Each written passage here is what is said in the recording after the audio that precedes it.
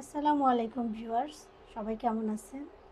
আজকে আমি রান্না করব কচুরমুখী দিয়ে গুঁড়া চিংড়ি। এই ছোট ছোট চিংড়ি মাছগুলো আগে আমরা চিংড়ি মাছটা পরিষ্কার করে নিলাম। এ পর্যায়ে এবার চুলায় একটা কড়াই বসিয়ে দেব,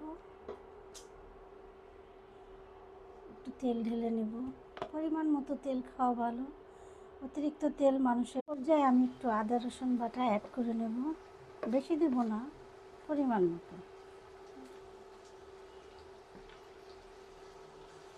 একটু নেড়ে আদাটা যখন নিচে লেগে লেগে আসবে তখন বুঝবেন আদার একটা কাঁচা গন্ধ আছে।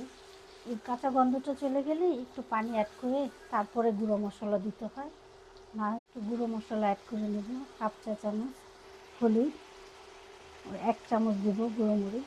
মরিচটা একটু কম করে খাওয়া ভালো, যেহেতু শুকনো মরিচ। মশলাটা একটু ঢেকে দেবো। এই পর্যায়ে এই তেলটা ছেড়ে দিলেই মশলার গায়ের থেকে তারপরে আর একটু পানি দিয়ে অ্যাড করে নেব পানিটা। তারপরে এটা আমি কষাবো একটু। মশলাটা লেগে লেগে আসতেছে। এখন এই পর্যায়ে আমি অবশ্য মাঝখানে আমি একবার নাড়া দিয়েছিলাম।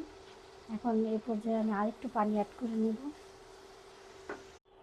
এই পর্যায়ে আমি একটু নাড়িয়ে নেব। তারপর আমি দিয়ে দেব চিংড়িটা, একটু কষিয়ে নেব এই চিংড়িটা এই ঝোলের সাথে।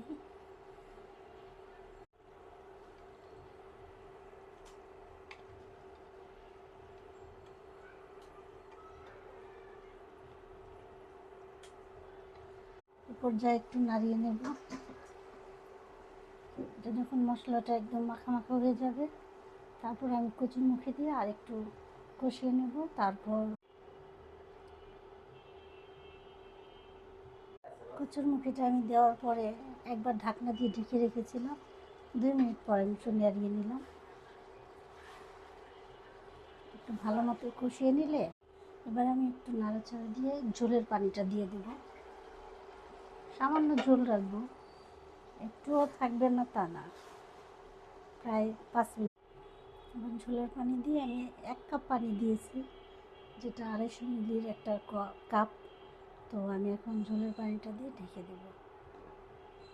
5 মিনিট পরে আমি ঢাকনাটা তুলে দেখলাম পানিটা, আমি যেহেতু জালটা একটু কমিয়ে রেখেছিলাম তো বলকটা আসতে একটু দেরি হয়ে গেছে, তবে এটা সেদ্ধও ভালো। পর্যায়ে আমি মরিচটা আর ধনিয়া পাতাটা অ্যাড করে নেব।